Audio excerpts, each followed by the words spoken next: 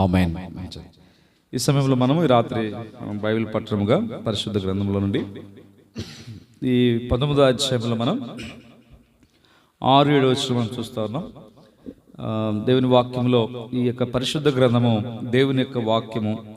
రాత్రి మనం బైబిల్ పట్టణము మరియు కంబైన్డ్గా ప్రార్థన. ఒకటి వాక్యము, రెండవది ప్రార్థన. ఒక సందర్భంలో ఒక దైవజనుడు ఉన్నాడు. ఆయన పేరు ఆండ్రూస్ సాకరే అని. ఆయన అంటే విశ్వాసిక సైంటిస్ట్. ఆయన ఒక సైంటిస్ట్, శాస్త్రవేత్త. ఈ సైంటిస్ట్ అయిన ఆండ్రూస్ సాకరే ఆయన రష్యాలో ఒక చెరసాల్లో వేయబడ్డారు, జైల్లో వేశారు. రష్యాలో చెరసాల్లో వేశారు. రష్యా అనేది చైనా, ఇవన్నీ కూడా కమ్యూనిస్టు ప్రాంతాలు. అయితే ఈయన మంచి విశ్వాసి, చాలా గొప్ప మంచి విశ్వాసి, సైంటిస్ట్. ఆయన ప్రపంచంలో బాగా పేరుగాంచిన గొప్ప సైంటిస్టు, ఆయన శాస్త్రవేత్త. అయితే ఆయన్ను జైల్లో వేసినప్పుడు ఆయన జైల్లో 2 డిమాండ్లు కోరుకున్నాడు. 2 విషయాలు ఏంటంటే, ఒకటి ఆయనకు అన్న అలవాటు ఏంటంటే ప్రతిరోజు 2 గంటలు ప్రార్థన చేస్తాడంట. 2 గంటల ప్రార్థన. రెండవది ప్రతిరోజు 50 అధ్యాయాలు చదువుతాడంట. 2 గంటలు ప్రార్థన ఒకటి, రెండవది బైబిల్ చదవడం. 50 అధ్యాయాలు అంటే ఒక్కొక్క అధ్యాయం 10 నిమిషాలు వేసుకున్న 50 అధ్యాయాలు, 50 × 10 500 నిమిషాలు, అంటే దాదాపు 6 గంటల పైనే పడుతుంది. అంటే అలాగా ఆయనకున్నది అంటే దాదాపు 8 గంటలు ప్రభువుకు ఉపయోగిస్తాడంట.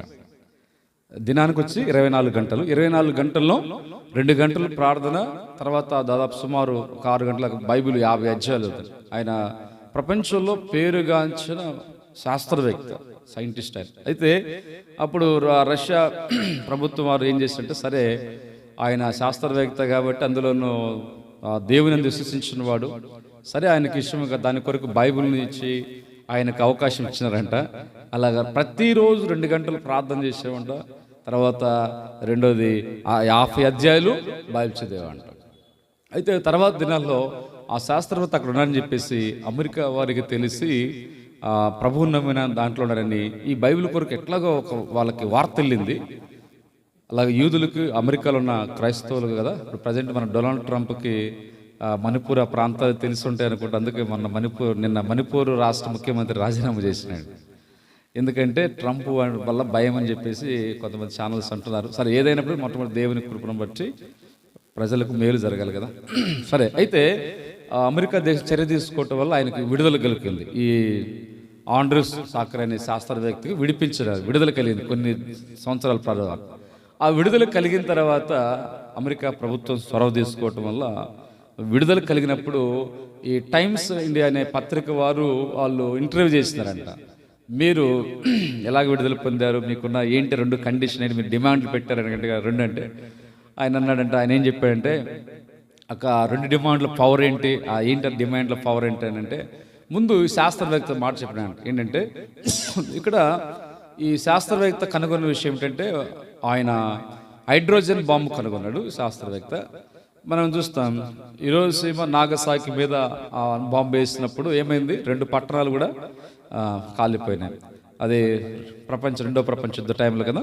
అంటే ఆ హిరోషిమా నాగసాకి అట్లాగ అయిపోయినాయి కదా, దానికంటే దాదాపు 12,000 స్థలాలు, అది 2 ప్లేసులు అట్లా అయింది. 12,000 స్థలాలు మాస్ అయ్యే హైడ్రోజన్ బాంబును కనుగొని ఆ బాంబు పవర్ ఇలాంటిది అన్నాడంట.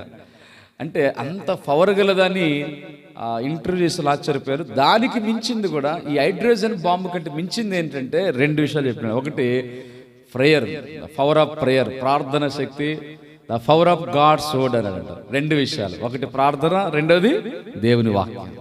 అంటే హైడ్రోజన్ బాంబు కంటే కూడా పవర్ ఏంటంటే ప్రార్థన శక్తి, రెండోది వాక్యంలో శక్తి ఉంది. రెండింటిని బట్టి దేవుడు కార్యం చేస్తున్నాడు. అలాగా దేవుడు విడుదల కలిగజేస్తున్నాడు, దేవుడు జీవితంలో కార్యం చేశాడని గొప్ప శాస్త్రవేత్త, ప్రపంచంలో పేరుగాంచిన సైంటిస్టు ఆయన చెప్పిన విషయం ఏంటంటే, ఒకటి ప్రేయర్, రెండోది గాడ్స్ వర్డ్. ఈ 2 ప్రపంచంలో పవర్ఫుల్ అన్నాడు. పవర్ఫుల్ వెపన్స్ అవే, వాటికి మించిన సమానమని లేవు. మంచిది. కనుక మనము అలాగే దేవుని వాక్యము, ప్రార్థన దీంతో విలువైందని శాస్త్రవేత్త గ్రహిస్తూ వచ్చాడు. పరిశుద్ధ గ్రంథంలో మనం చూస్తే, ఇక్కడ మనము దేవుని వాక్యంలో నుండి బైబిల్ గ్రంథాన్ని క్షుణ్ణంగా మనం చూస్తే, బైబిల్ గ్రంథం మొత్తం మనకు 66 పుస్తకాలు మనకు చూస్తాం. ఈ యొక్క బైబిల్ గ్రంథము మనం మొట్టమొదటిగా చూస్తే పాత నిబంధన గ్రంథము 39 పుస్తకాలు, క్రొత్త నిబంధన 27. ఈ యొక్క పుస్తకాలు మనం అధ్యాయాలు మొత్తం చూస్తే మొత్తం కలిసి 1189 అధ్యాయాలు వస్తున్నాయి. అంటే ఈ పుస్తకాలు మొత్తం కలిపి అధ్యాయాలుగా డివైడ్ చేయబడింది. వాస్తవానికి బైబిల్ ఆరంభంలో రాసుకుంటూ మొత్తం ఒకే పుస్తకంలాగా ఉండేది. కానీ తర్వాత మధ్యకాలంలో ఏదంటే డివైడ్ చేయటం వల్ల వచనాలు మనం ఎక్కడెక్కడ చదవటానికి వీలుగా అధ్యాయాలను, చాప్టర్స్, వచనాలు వేరు చేస్తున్నారు. ఒకప్పుడు ఫస్ట్లో ఆరంభంలో మొత్తం ఒక రాసిన గ్రంథంగా ఉండేది. సరే, ఇక్కడ మనం చూస్తే ఇప్పుడు 1189 అధ్యాయాలుగా మనకు కనబడతాయి. ఇక్కడ వచనాలుగా మనం చూస్తే మొత్తము కొత్త నిబంధన చూస్తే 33,214 వచనాలు. పాత నిబంధన మొత్తము 33,214 వచనాలు. కొత్త నిబంధన 7,959 వచనాలు. టోటల్గా చూస్తే 41,173 వచనాలు. అంటే పాత కొత్త నిబంధన కలిపి ఇన్ని వచనాలు ఉన్నాయి. ఇప్పుడు మనం ఈ పరిశుద్ధ గ్రంథంలో ఈ పాత నిబంధనను 37 పుస్తకాలను 4 భాగాలుగా చేస్తే ఆది కాండం నుండి 5వ పుస్తకం ద్వితీయోపదేశకాండం, వీటిని పంచకాండాలు అంటారు. అంటే పంచకాండములు లేదా ధర్మశాస్త్ర గ్రంథం, హీబ్రూ భాషలో తోరా అంటారు. తోరా, పంచకాండాలు, మరి ధర్మశాస్త్ర గ్రంథం అంటారు. ఈ 5 విషయాలు ఏంటంటే ధర్మశాస్త్ర గ్రంథములు లేదా పంచకాండములు ఒకటి. రెండవ భాగం ద్వితీయోపదేశకాండం తర్వాత ఏమొస్తాయి?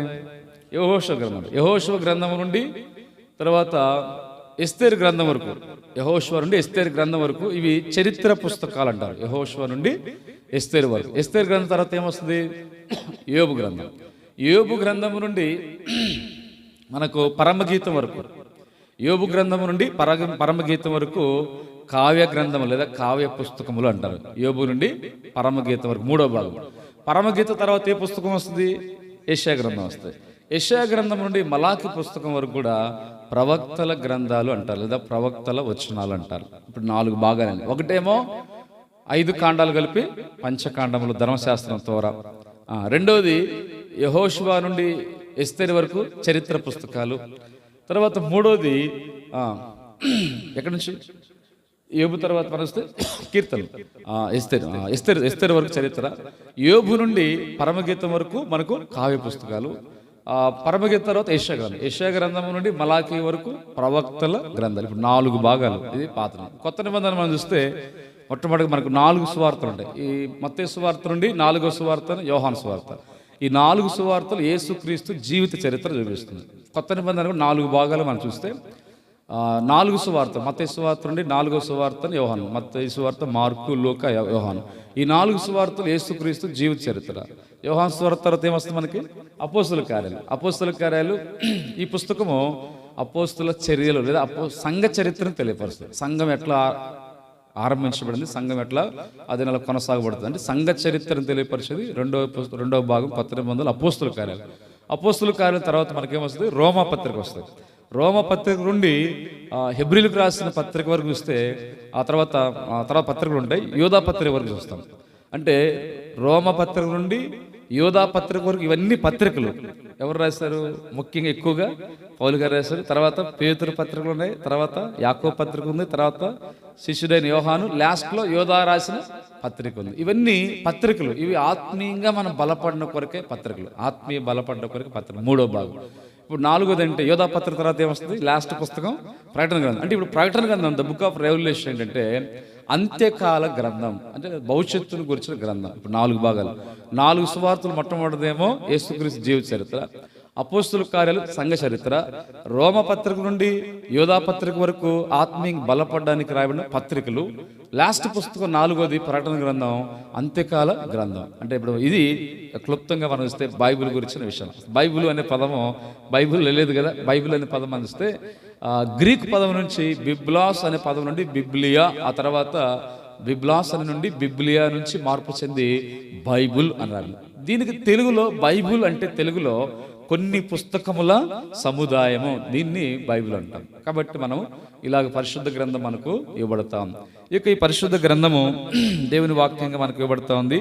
ఈ పరిశుద్ధ గ్రంథమే మరి మనం చూసినప్పుడు దాదాపు 14 శతాబ్దం ఆ కాలంలో మనకు పేపర్స్గా ఇవ్వబడి, తర్వాత జర్మనీ శాస్త్రవేత్త కనుగొన్నప్పుడు మొట్టమొదటిగా బైబిల్ కోసమే ప్రింటింగ్ మిషన్ కనుగొనబడింది. కరెంటు వెలుగులో థామస్ అల్వా ఎడిసన్ గారు మొట్టమొదటిగా చదివింది కూడా బైబిల్. సరే, మంచిది. ఇక్కడ బైబిల్ గురించి అంటే ఈ బైబిల్ అనేది చాలా ప్రాముఖ్యమైన గ్రంథంగా మనం చూస్తాం. ఇప్పుడు మనం చదువుకున్న భాగంలో వస్తే, పోయిన వారం చూస్తూ వచ్చాం కదా, గొర్రెపిల్ల వివాహోత్సవ సమయం వచ్చింది.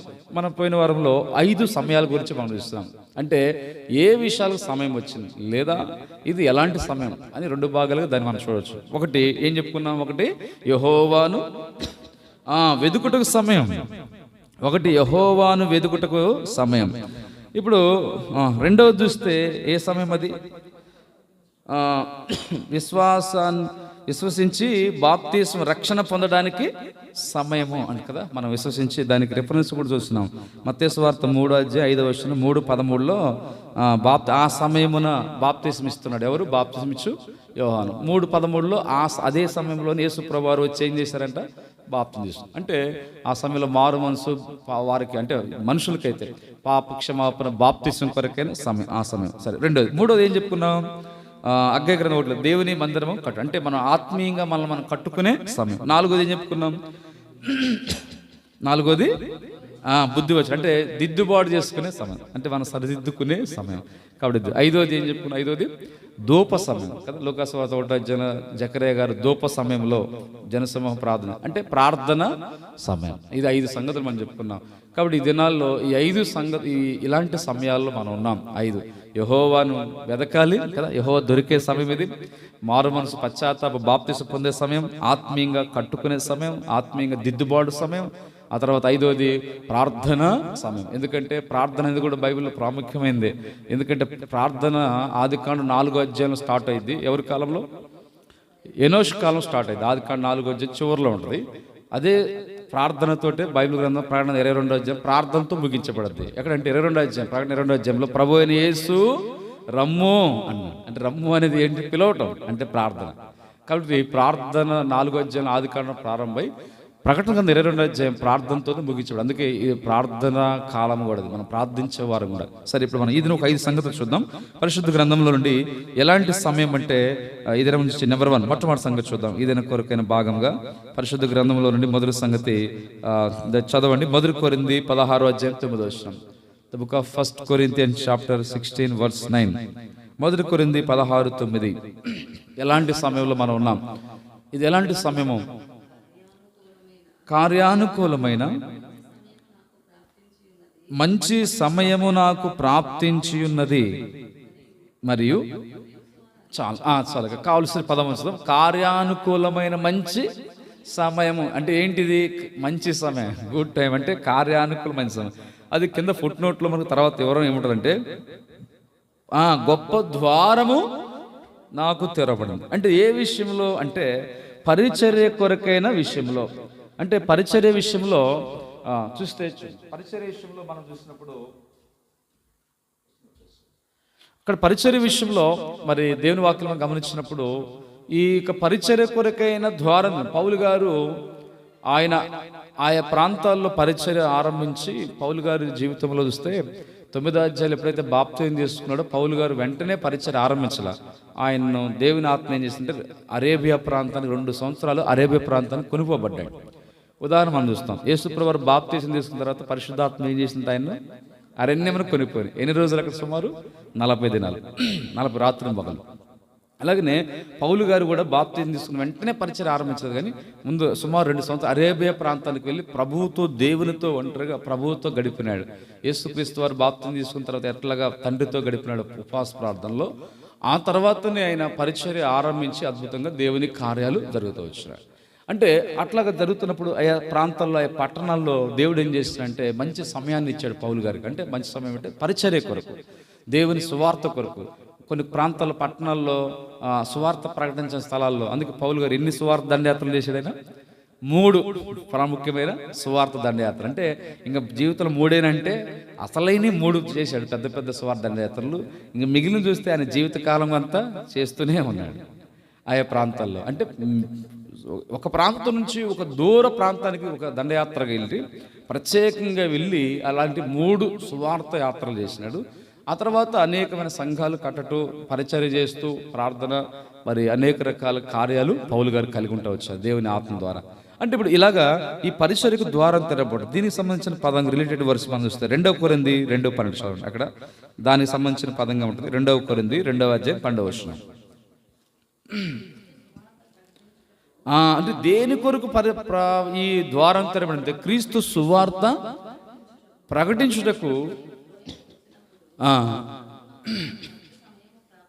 అంటే సువార్త ప్రకటించడానికి మంచి సమయము ప్రాప్తించింది. అంటే అంతకుముందు అక్కడ సువార్త ప్రకటించకపోయి ఉండవచ్చు. మరి అక్కడ అపోస్తుల కాలం పౌలుగా, అంటే అపోస్తులు కొంతమంది ఉన్నారు, 12 మంది వారు ఆయా ప్రాంతాలు ప్రకటించారు. వారు వాస్తవానికి అపోస్తులు మొట్టమొదటి ఎవరికి ప్రకటించారంటే యూదులకు ప్రకటించారు. మొట్టమొదటి అపోస్తులు యూదుల దగ్గరికి ప్రకటించారు, తర్వాత అన్ని జనుల దగ్గరికి. అందుకే కదా కొర్నేలి దగ్గరికి వెళ్ళినప్పుడు ఏమన్నారు? అభ్యంతరపరిచారు, అన్నిటి దగ్గరికి ఎందుకు వెళ్ళావు, అన్నిటి దగ్గర ఎందుకు భోజనం చేస్తాను అన్నారు. అది అపోస్తులుగా 10వ అధ్యాయంలో. అంటే అంతకుముందు 9 అధ్యాయాల వరకు యూదులకే స్వార్థ చెప్పేవాళ్ళు, యూదులకి. అందుకే అంటాడు యూదులకు అపోస్తులు. పౌలు గారు ఎవరికి అపోస్తులే అంటే ఆయన అన్ని జనులకు అపోస్తులుగా. కాబట్టి ఇక్కడ మనం ఈ సువార్త కొరకు ద్వారం తెరబడుతూ వచ్చింది కనుక పరిచర్య కొరకు, అంటే ఆ ప్రాంతంలో సువార్త చేయడానికి, లేదా ఆ ప్రాంతంలో దేవుని వాక్యం చెప్పడానికి, ఆ ప్రాంతంలో దేవుని పరిచర్య పని కొరకే. ఇంకా దీనికి సంబంధించిన ఇంకొక వచనం చూస్తే కొలస్సీ 4వ అధ్యాయం కూడా చూస్తాం. కొలస్సీలకు రాసిన పత్రిక 4వ అధ్యాయం 4. కొలస్సీలకు రాసిన పత్రిక 4వ అధ్యాయం 4వ వచనం.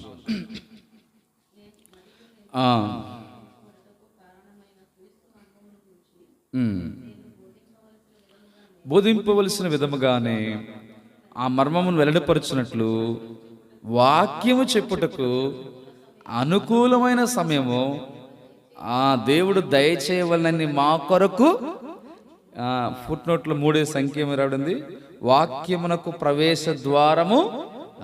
సువార్త చెప్పాలన్నా, అక్కడ ప్రాంతంలో వాక్యం, దేవుని వాక్యం బోధించాలన్నా, దేవుని పని ఆరంభించాలన్నా పరిచర్య కొరకు ద్వారము తెరవబడాలి. అందుకే ప్రకటన గ్రంథం 3వ అధ్యాయం 3వ వచనం అంటే మీదట ద్వారం నేను తెరిచి ఉంచున్నాను. ఆయన ద్వారం తెరవగా ఎవరునూ దానిని మూయజాలేరు. ఒకవేళ ద్వారం మూసాడు దేవుడు, దాన్ని ఎవరునూ తెరవరు. దానికి ఎగ్జాంపుల్ మన నోవాహు ఓడే. నోవాహుకు ఓడ తలుపు ఎవరు వేశారంట? దేవుడే తలుపు.